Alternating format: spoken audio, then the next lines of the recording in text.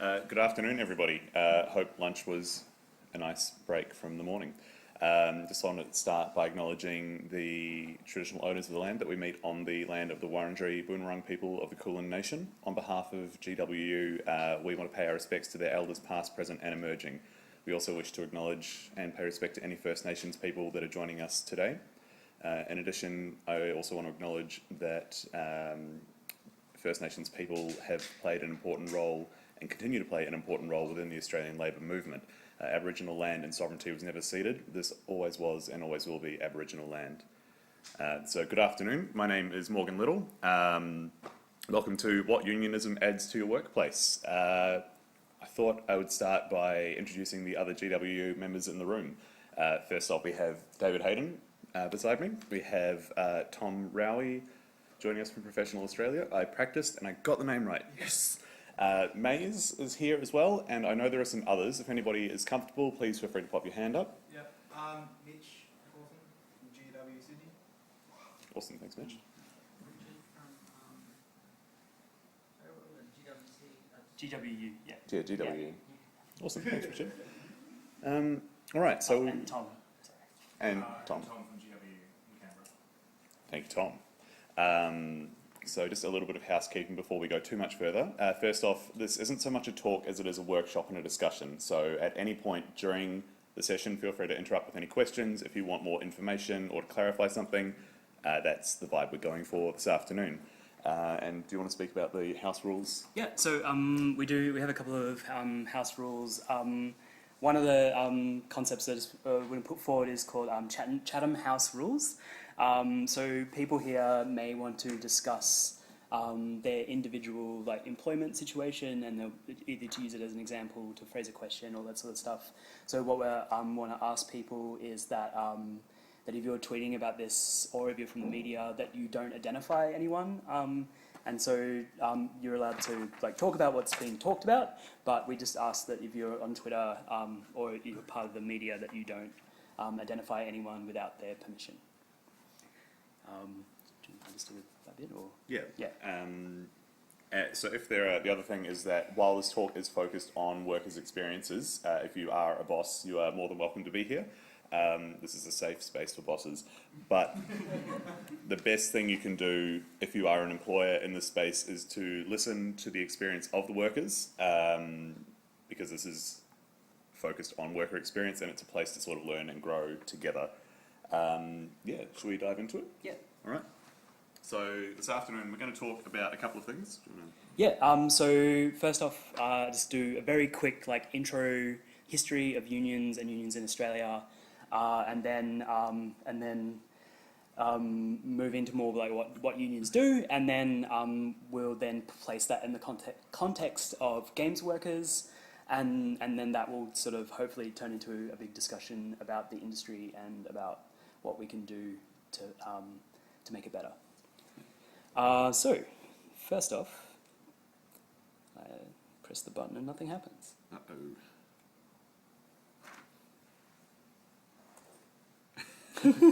Off to a great start. Stand by, folks. It's literally not working. Have you got touch? Yeah, All right. there we go. Does anyone know what this is? Is that the Eureka Stockade? It is the Eureka Stockade.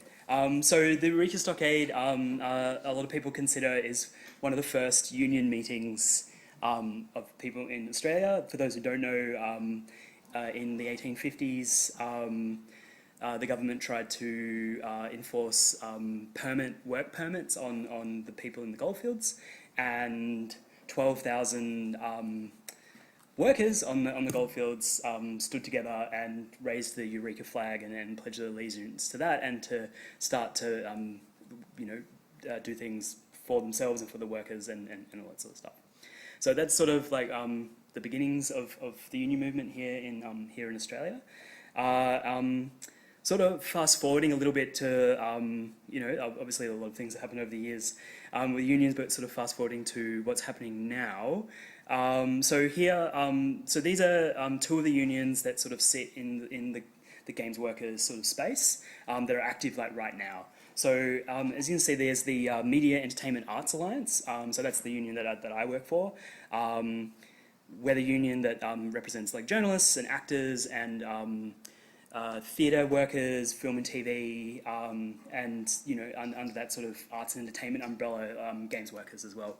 And this is a picture of our members at Home and Away, who they're the crew who make Home and Away, and they were facing down a 0% pay rise, and they took action, and they actually went on strike, or threatened to go on strike, and then Channel 7 decided that they would actually give them a pay rise and keep their conditions in place. And then on the other half is Professionals Australia. Tom, do you want to just quickly run down Professionals Australia and then what this picture is? Yeah, sure. So I'm Tom Rowley from Professionals Australia. We're a union for a bunch of professions, but in this case it's more the engineering, IT, tech kind of stuff. And so obviously that crosses over into some game development. This is here in Melbourne, these are translators and interpreters, which is another profession we cover. Quite different sort of work, but yeah, they have a big back pay case because they say that the government has been underpaying them for quite some time, and they were protesting outside the court. And this is one of several ongoing actions where they protest outside government offices and courts and try and get media support to support their case. Yeah, so that's them. Right, so there's sort of examples of unions sort of active around Australia. Obviously, there's a lot more unions. There's unions for every industry. But then I wanted to land this sort of better in the sort of game workers context. I just want to, we've got some pictures of games worker union activity like around the world. So obviously we've got the International Workers of Great Britain have become the umbrella union for games workers in the UK. And there's a photo of them celebrating forming their union over there. The picture, the bottom picture of it, far from me, is games workers in Korea who, at Nexon, who went on strike. 600 of them went on strike about paying conditions, and that's them doing a sit-out. And then the other two photos are from the recent walkout at Riot Games around the culture of bullying and sexual harassment that was rife, that is rife in that organisation. So this is sort of like examples of like how to sort of like what unions do and what they are, and then I'm just going to go into a bit more detail around that sort of stuff. So like what do unions do? So obviously it's pretty clear just from reading the slide, but all these different things are like what, unions, you think you just that they're going on strike or they're about health and safety. No, they're about a lot of different things, and I'm just going to quickly touch base on those if I can get it to. So obviously unions protect security at work with expert advice and support. So Tom and I are like what are called organisers in unions. We provide advice to workers in our different sort of patches of our union, and then like on top of that we're supported by groups of people who are called industrial officers, who are like our sort of legal arm, and they understand like workplace law and all that sort of stuff. And then we also, we support people when they're like get into trouble at work, when they're like negotiating contracts and all that sort of stuff. Now, yes. Cool. So, and then like down to like focus on that, like the main thing obviously that unions like focus on are better wages and conditions. Union members in history have better wages and conditions than non-union members. They do this in Australia through a process called collective bargaining that is about basically sitting down and negotiating with employers about like what the rules and conditions of their particular workplace are. This can either be done at what's called there's sort of 3 tiers of employment in Australia. The NES is like the National Employment Standards. They're the basic rules. Then there's what's called awards, which are sort of industry rules, and then there are individual workplaces which are called enterprise bargaining agreements, and they're sort of the 3 layers in which workers bargain around their rights. One of the things that that is missing in the game workers world is that there isn't a single award that covers all the work that you do, and that's obviously we'll talk about this more. But one of the things that we would like to work with games workers to organise, to have a set of employment rules, like the construction industry, like nurses, like electricians, that sort of define and work with how you do your work. Obviously, the bigger a union is, the more power it has. It's a numbers game. A lot of agreements need to be voted up. You need 50% plus one to vote yes for an agreement. Sometimes it is a pure numbers game. So the more people who are involved, the more people who are active, the more people who are joining their unions, means that all workers in that industry get a better deal. And then obviously the thing that there's been a bunch of studies commissioned by various by the Australian Council of Trade Unions and by other organisations that on average work sites that are unionised get at least $100 more a week in their paychecks because they've been organising around this sort of stuff. And usually while I talked about awards and how there's sort of the base level for an industry, union members who negotiate enterprise bargaining agreements are generally better off. They have better sick leave, they have better redundancy clauses, they have better conditions generally, and usually very focused in on their particular workplace. The other thing about having like a collective group of people together is it creates buying and lobbying power. So our members at MIA, and I'm sure members at Professionals Australia, we lobby on behalf of our members for things that they care about. So obviously I've done this a bit in the context of MIA, but we lobby government for more Arts Council funding for our theatre members and our actors in film and TV.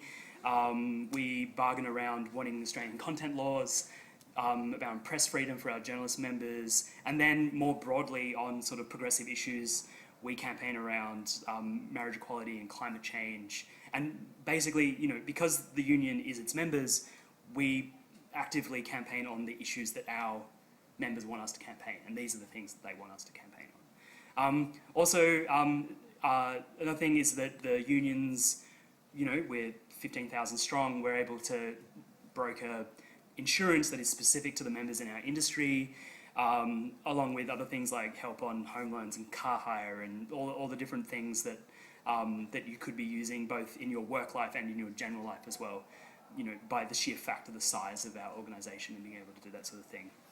And then lastly, and probably most importantly, what unions do is they secure the future of the industry for the next generation of workers. Like joining, at least the Australian union movement is like, if you take it all collectively, it is the largest member-based organisation in the country. And you're not just standing alongside your fellow workers within your industry, you're standing alongside the fellow workers in like the whole union and then the whole union movement in general. And a perfect example of that is the fact that both me from MIA and Tom here from Professionals Australia are here standing side by side to support games workers and their journey of unionisation. Industry is under threat. Like we hear, like there's closures happening all the time. There's redundancies.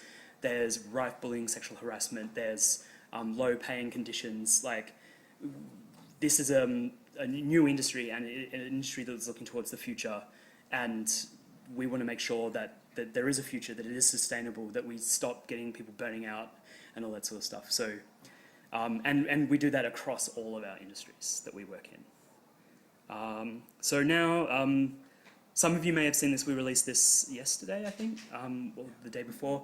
So we've been doing a games developer survey here in Australia. And these are just some of the statistics, so like to sort of back up like what we're saying. Despite there being reasonably good like labour laws in regards to like how much you should be paid, we've discovered that there's still sort of almost 20% of salaried employed workers are still being underpaid under the national minimums. That 44% of people have like long-term concerns about the industry, about like what the future holds and all that sort of stuff. So now I guess we're sort of going to move into more of a discussion and sort of get thoughts, answer questions, and see where we can take unionisation in the games industry together. So I have some ideas about this. Obviously, you who work in the industry will have ideas about this. I open the floor, questions, comments. Yeah, please take a photo of this one. Feel free to jump on the website as well and join the Discord, which is accessed via the website. Yeah, questions from the floor. I'll start, Morgan. Yeah. So obviously we used to work together. Yep. But I always was a bit resistant to joining the Game Workers Union because as we're a tiny indie studio, and honestly there's like 3 of us, why should I care about a lot of this stuff when I'm so unaffected by it being so insulated, siloed? No, you speak to that one. I think So, that's a like good one of the one. answers to this is around that kind of concept of like collectively like lobbying around the industry. Producers and much like our friends Nintendo and all those sorts of places hold a lot of power over indie games. So this is not just about like individual workers' conditions. This is also making sure that like everyone has proper access. That developers like Nintendo, like Microsoft, like Sony are treating workers correctly, both through the how they write contracts, how they sorry, I'm getting a bit mixed up. The way they treat third parties that interact with them. Yeah. Yeah. We do that a lot through dealing with producers in the film industry. Obviously, our members are like working. They'll work directly for the lighting company that's supplying the lighting, or it's that sort of thing, and they may not necessarily have that bargaining power with the producers who set the budgets. So, like, one of the things how we can help like indie studios and small studios and all that sort of thing is by collecting ourselves together to be able to lobby those companies on behalf of everyone to make sure that they are treating everyone well and that they are giving people a fair share of what their profit and their labour and all that sort of thing. Thank you. Cool. Hello, yes, hi. G'day. I think a lot of people in the games industry on the smaller end, students and all that, are hesitant to join unions due to certain cultural stigmatisms, as well as not wanting to rock the boat. Have you thought about ways to kind of alleviate the fear of like, oh, if I join a union, I'm not going to get a job because no one's going to want to hire me? So, like union, you have you have rights under the Australian law of freedom of association. So you are allowed to be a member of a union. You can't be discriminated against by being a member of the union. Also, your relationship with the union is your relationship. It's about how you use it. So you can join the union because you think that you just want that backup. You want to know that you've got someone to have you back. But you actually just don't have to tell your boss that you're a member of the union, or you effectively.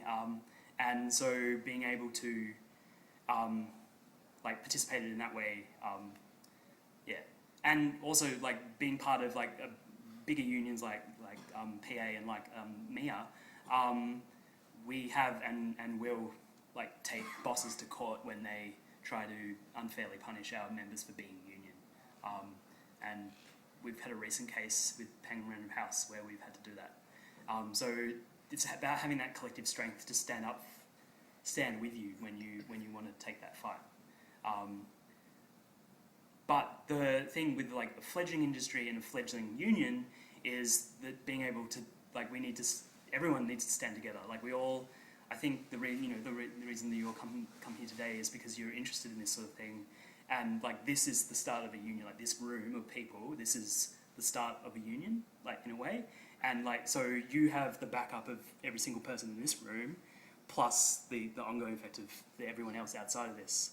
Like so the more people who are involved, the more backup, the more strength the union has through its sheer numbers, allows you to sort of counteract that pushback from bosses around like your union activity sort of in the workplace. Hello, hi. Hi. So I come from a varied background, originally in media and journalism. Now I work in games, still doing communications work, but also sort of publishing, production. So I'm in a weird space. I used to be a member of the but I wasn't too sure if it was still relevant to me anymore. So I guess this is something that happens in games quite a bit, where we can be across lots of different roles, and where what union we fit into is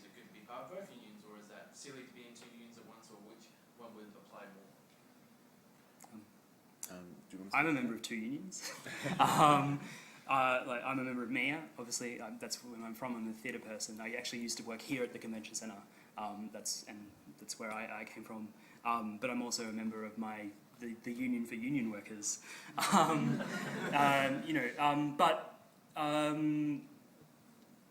That's kind of one of the reasons why like games workers have organised both here in Australia and around the world under the banner of like Games Workers Unite.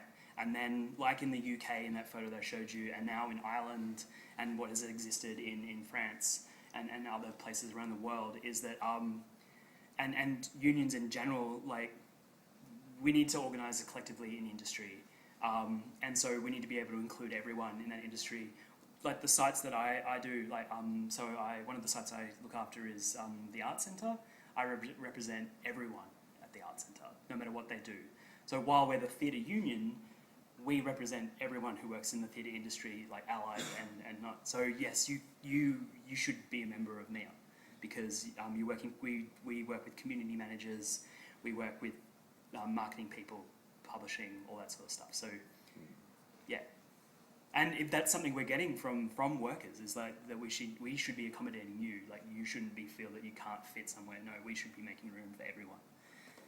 And that like broadens with the games workers, you know, like the focus and a lot of the energy has come from developers in this space. But, you know, we've been talking to esports, we've been talking to games journalists, we've been talking to other spaces about this. So, yeah, everyone's welcome in the union. And I think on top of that, sorry, I'll get to you in a second, but on top of that, the more people that are a part of the union from that background, the more experience and resources the union has to draw upon. So yeah, more of us together is good. Hello, hi. Yes. Hi. So kind of piggybacking off that question, something that I encounter when talking to people about like unionising and joining their union, not necessarily just with games, is that they very often say like, look at something like Professionals Australia or Media Entertainment Arts Alliance, and they're like, oh, it's a broad thing. We don't actually have like a game union, so they're not gonna support me as well or anything like that. And honestly, I have actually experienced that. My union like covers Catholic schools and also what I work for. So they very much focus on that side of things. Oh, and we'll get to you eventually. How do you go about like convincing, I guess, people to join anyway? Because of course it comes the thing of like there's not many game workers, so they don't have as much strength in the union. And then like we can only get that if we get more game workers, but game workers won't join because there's no game. It's a cycle. How would you recommend like helping break that cycle, I suppose? Do you have an answer? Yeah, well, Game Workers Unite it's been built from the ground up by people working in different parts of the games industry. So that is before MIA or Professionals Australia. We have sort of adjacent coverage. But yeah, like Game Workers Unite is very active outside of the existing formal unions, and we're both here to support that. But yeah, I think if you join Game Workers Unite and either MIA or Professionals Australia, you're not at a huge risk of being ignored. A lot of attention's being paid, and the people who are involved, who are directly in the industry, are doing a lot of amazing work, and they're the ones that run it. Absolutely. I'm actually a member of Game Workers Unite. Yeah. I just get, again, a lot of pushback from people being like, but it's not a real union. And I'm having trouble breaking that barrier to them. Well, it's not a real union. I think a real union is a group of workers who are collectively trying to achieve something, whether it's recognised by the law or not. But I think in the future, there's an aim to have it either as part of another union or its own entity. But that's not going to happen if people don't join. Yeah. It will wither and die if people don't support it. It's not going to magically happen. And I will admit this journey is going to be hard. There's going to be a lot of pushback, but you know, like we've got example after example of where like Workers United have like pushed back. Like we had those examples at the beginning. Like you think that like we do the film and TV industry, it's not very big, yet they have an extremely loud voice both in their world of within, you know, with their relationship to producers and all that sort of stuff, and also within our union as well. Like the union structure, like leadership and all that sort of. At the moment, like our federal president is arts department, worker who works on big Hollywood films. So like, yeah, it's tough because we're at a chicken and an egg sort of spot. Like, you can't have a union without workers, but there's no union, so the workers won't join it. Like, so we need to push through that, and I'm glad that you've all come to talk about pushing through that. And how do bosses support unionism? My boss is actually pro-union and wanting to actively support things, but it's, you know, there's obviously some kind of conflict there to start with. yeah. Just by the nature of the thing, but how can studios support unionism? Well, obviously, like allowing like their workers the space to talk about unions, like is a good first step. The other thing, like the really good example that I have around this is with the relationship that the MIA has with our sort of equivalent bosses unions. So, you know, on one day we are standing with bosses side by side arguing for better funding for the arts, and then on the other side we have big raging arguments with them about wages and conditions. So it's about like just allowing this space for each other, I think is the... Is there anything more proactive? Like, that's a very, okay, Yeah, cool, we're yeah. allowed to talk about union in the workplace, we already know that. Yeah. I a lot of different workplaces, some of the boss is really hostile, some Yeah, get I quite realise that varies, tight-headed. but you've got some friendly ones, yeah. how can you utilise that the most? When new staff come on, you could invite somebody from the union to come and speak to them. I do that at, say, the rail, because it's so heavily unionised, we have that sort of relationship. So anyone new coming into the company gets that information about it. Give them paid time to meet with each other, to do it on-site or off-site if they want. But also, there is going to inherently be a tension. So even the best boss in some of these companies, they're not going to be in the room for a union discussion and things like that. And so giving people their own space to have that is probably the best thing you can do. Space, okay. If you come up with any more proactive things, I'd love to hear. You can give them the forms. Yeah, So- and I realise it's a big thorough, but you know what I mean, like you do have allies in spaces that have the clout that you're looking to get closer to your goal. How can you utilise that the best? Is something that I would be. Yeah. Okay. Any further questions? Maze, hello. So the main thing that I thought about when I thought about game workers and the main hole that I was trying to poke in was how they deal with freelancers. So I was wondering if you could talk a bit about your experience with freelancers who are, you know, their own boss a lot of the time, or sometimes they are hiring other people, but then sometimes they are working for people and they're sort of in and out of this situation. There's a number of sort of practical things that we've done with our members. I'd say the actors section is probably the clearest example. Like rates cards, like organising, like having the union be the body that talks to the equivalent employer's body to work out like what are the minimum rates in this industry, like what are the minimum conditions, like the union can also like help, again, the sort of idea about brokering like things that freelancers and contractors want, like I was talking more about insurance and all that sort of stuff. The other thing is potential sort of template agreements, like being able to make it easy for the freelancer to like know exactly what their rights are, and that they can be given like either they give their contract to the employer and it's a templated one that freelance workers have gotten together and talked about and like written with the union to like, and then everyone agrees to that. Is sort of the main thing. Like voiceover artists do it, obviously the actors do it. Theirs is quite formalised, they've been doing it for 100 years. So like there's definitely space for freelancers and contractors and being able to support them through their union and that sort of stuff. Maybe a question that's more, maybe a suggestion for Giselle there. With what they can possibly do is maybe be a bit more vocal about supporting unions. So, like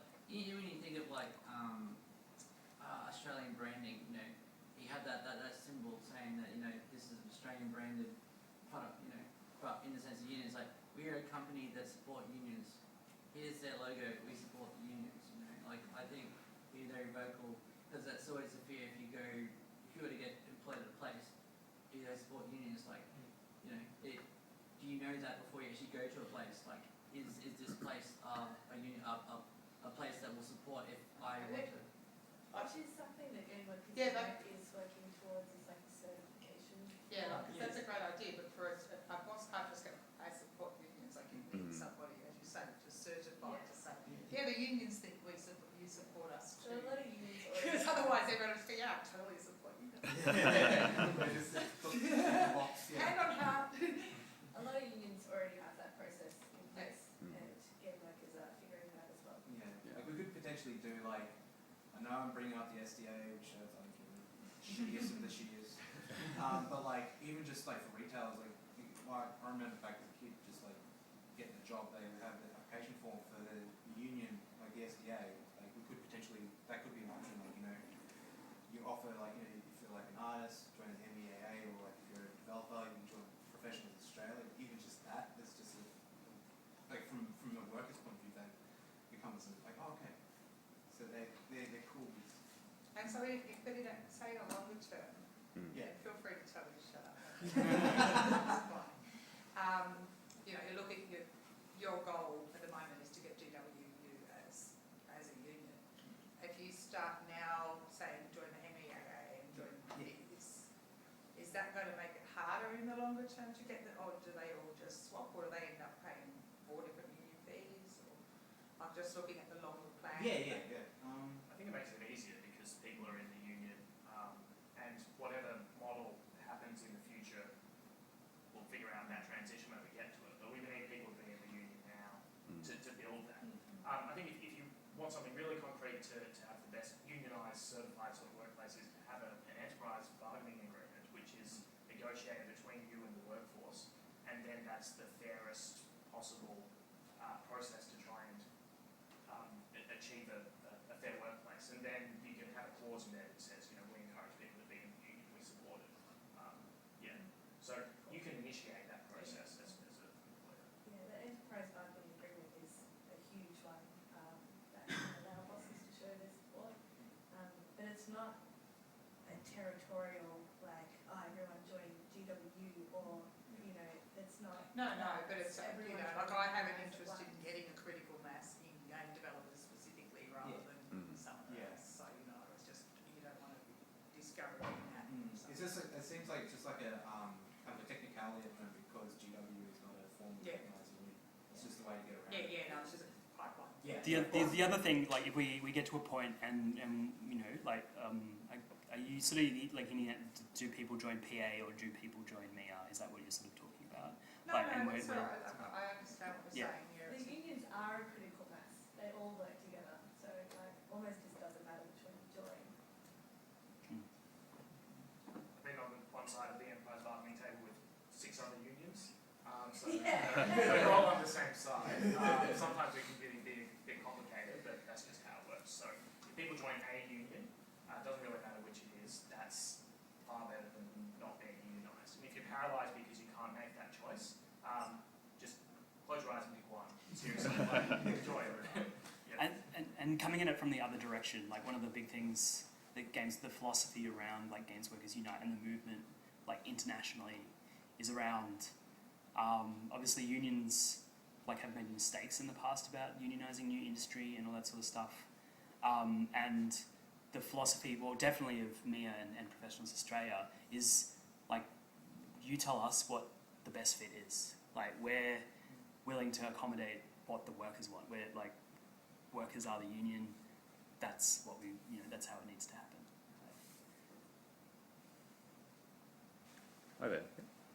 So, I joined the union like a few months ago, and I recently got a new job where I don't think anyone else is really currently interested in joining the union.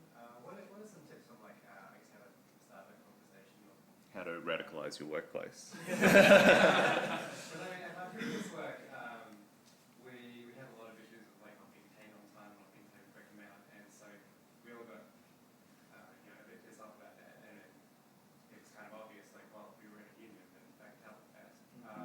But obviously, you don't have to be in a shitty place in your work in order to have benefits from being in a union. That's just said that like a lot of different stuff can help out with. Yeah, I don't know. What are your thoughts on think you've kind of hit on it already. Is like talking about the benefits of being in the union and being a part of a group that's there to support you if things do go sideways. And I feel like especially this industry has a like a well-documented history of things going sideways out of the blue. Yeah, so trying to talk to people about the union as being like a, I don't want to use the word safety net, but I Yeah, feel no, like it there's is a safety absolutely net. no wrong with Like, you know, not everyone, if every single member engaged with the union around everything, like our office would be crazy. But yeah, so a lot of people are just members because it's the right thing to do, or for that one thing where their problem, whether it's a small problem about for a casual worker not being paid a shift, right through to like sham contracting or all that sort of stuff. So Also too, like, you'll get pushback from some workers too, because some might not even be interested in the union, and you just have to accept that fact. Like, I don't necessarily work in games, I work in advertising. That industry itself is quite phrase. But yeah, like, you're just gonna have, like, if sometimes some people will just not be interested, and like, no matter how much you tell them of the benefits, they'll just switch off because they've got like some idea that like unions are full of thugs or whatever. Like, sometimes you're just gonna have to like accept, okay, that person, despite, you just have to let go, do as best as you can. But yeah, just remember that not everyone's gonna jump on board. Does NIA or PA do delegate training? Because that's something a bit more practical. That I work a bit for Unions ACT, which is the Labour Trade Council ACT, and they do lots of workshops like every couple of months to train up delegates on specifically how to have those conversations in the workplace to get people to join them. So I don't know if PA or NIA does it, but we actually did union conversation training for this week for the members of Games Workers Unite. So yes. It'd be hard to have anyone else do it. Yeah. It just seems like when we keep coming back to like, oh, once people get to a critical mass, so like the more members, the better. So it seems like that's would be a useful thing to Yeah. expose something. I mean, it's not just that. Also, it's like often I am the only one out of like some person, the games ideas person, has gotten a whole lot of contractors on, and because I am part of the union and I know a lot about my rights, I negotiate contracts for like 3 weeks until it's perfect, and then the boss is like, well, I guess you can't be the only one with the good contract, and then everyone else gets it. I'm like, alright, you should all pay me to Yeah, it's often finding that one unionist in the workplace is actually making a lot of difference still. Yeah. Hello. What can you do if you hear of a workplace that you're hearing bad practices about, but people aren't unionised in that workplace? Is there anything you can do yourself, talking to unions that you might be a part of yourself, or is it just a case of educating these people within that workplace about unions and how that can help them, and it's something they have to do themselves? Or I think it's good to educate those people about the benefits of the union, because if that leads to them joining the union, then they can take that proactive step in terms of turning things around. In terms of what a union can do in that scenario, if they're not members of the union, do you know what the go is there, David? Well, we're a member-based organisations. If people aren't talking to us about what's going on, then it's hard for us to do anything. It's also hard for us to action anything if we don't have members. So when we're sort of breaking into new sites, breaking into new areas, we have lots of conversations like the conversation we're having here about all that sort of thing. And I talk to non-members all the time about like what they can do and how the union will help them. So it's just, and their colleagues who are union members talk to them about that. So again, it's just about a conversation. Like Games Workers United are working quite hard to create like documents that makes it really easy. Like obviously we've got the pamphlet that everyone's welcome to a copy. And there's a few facts on there around wages and conditions, and we want to develop more of that specific to each subsection of the union of the games industry, so we can start yeah, but that's the sort of thing. Like, you know, as the union grows, we find out like what resources do we need to keep growing the union. You know, is it training? Is it like award analysis? Is it, you know, what is it like? What is it that we need to do to keep the momentum going and all that sort of stuff? No, that all makes sense. It's just like in situations like that, and obviously that makes sense. You know, they have to be members for really to be able to get proper advice and be able to collectively bargain. But in some situations where it is a really hostile work environment, they might be even more fearful of going to unions in that situation. So I'm just wondering if there's anything outside of that they can do. But it's, like you said, it's a hard road. It's just going to take time, and it's just hard conversations that we have to have over time. Like workers in Australia can access like the Fair Work Commission, the Fair Work Ombudsman, and that sort of thing. Like you can whistleblow into those sorts of organisations. They are grossly underfunded, so some of them have trouble dealing with the high volume. But if you've read anything about like the hospitality industry and wage theft and all that sort of stuff, like the Hospo Voice and the union involved, and the Fair Work Ombudsman have been targeting, and it's building momentum around in that industry around that sort of thing, and people hear about it. Like people are going to talk about it. Like hopefully people are going to be talking about this. There's probably tons of people already talking about it on Twitter. I can see you looking at your phones. So yeah, that you know, it's just about keeping the conversation, keeping the door open at the union, like not turning people away, like making sure that even if they're not a member, they can at least still have a conversation and find out like where the starting point might be.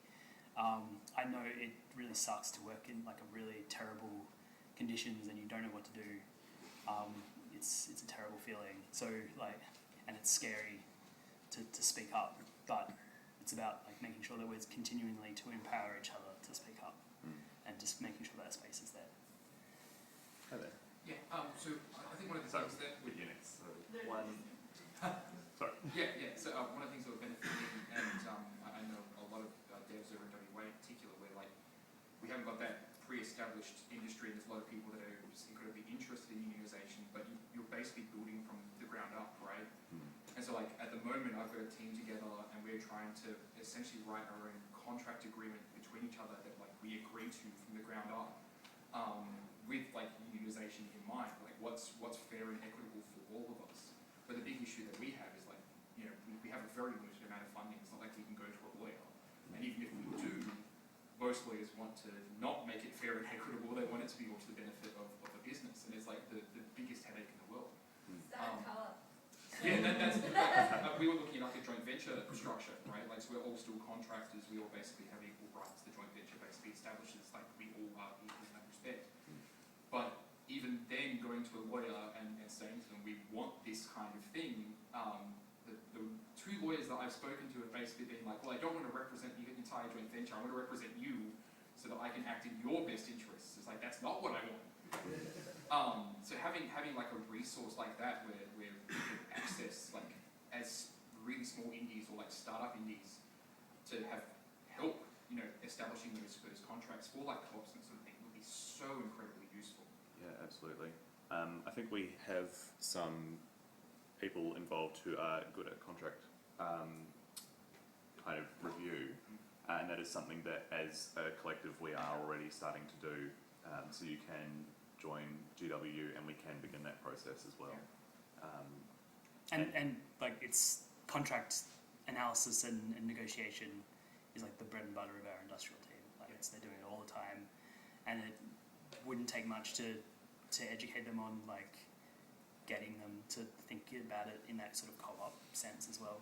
Yeah. And then the work that like Maze has been doing around talking about it and like leading by example as well, you know, can then be amplified by the union.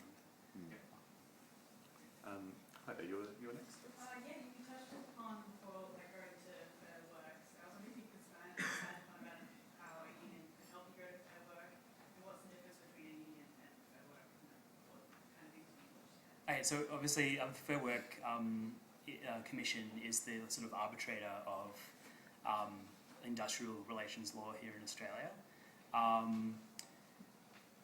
You can take a lot of workplace relations stuff to Fair Work Commission. You can take it to as an individual. Also, you know, you can take it together with your union. We've done everything from where an employer is trying to terminate an agreement, where we've taken with our members to do that, all the way down to like arbitrating over unfair warnings and all that sort of thing. It's also a no-cost jurisdiction, so the idea is that that you don't actually pay to participate in that court. But obviously, like, it's a convoluted space, and navigating it as an individual is very hard, and that's why people have unionised, because they want. Sorry, I'm just having trouble with someone perfectly lined up with you to navigate that space. Yeah. And yeah. So did that answer the question, or is there? Thanks. This the question from online is Oh, yeah. how does MIA or PA interact with international unions, because our industry is so remote, there's a lot of remote workers and stuff.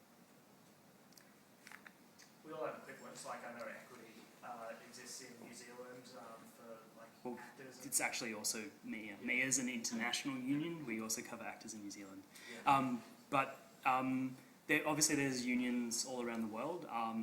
I touched on one for the games workers in the UK, was it IWGB? Yeah. We've also been working with IATSE, which is the American and Canadian equivalent of MIA in the sort of visual effects sort of space. And obviously Games Workers Unite Games Workers Unite Australia is effectively like a sub-part of Games Workers International, and a number of our members are also part of Games Workers International and having those conversations like across the world. The unions are also like affiliates of the I can't remember what the exact acronym, but it's basically the International Federation of Unions in Brussels. In fact, an Australian is the current secretary from one of the teachers' unions. And yeah, so we interact with unions on like an international, a nation by nation level, and through international bodies at the same time. Another one is a feeder, which is Union Aid Abroad, so they build union in like developing countries where they have really terrible conditions, so that's a pretty good way of doing international aid compared to what our government does, which is like setting up detention centres. What was that one called? A feeder. I don't know what it stands for. Like with TH. APHED. A. Yeah, I'm a member of a feeder. Yes. But yeah, sorry. Like for example, they cool. They work with workers in like developing countries, like dealing with occupational health and safety issues, like around asbestos.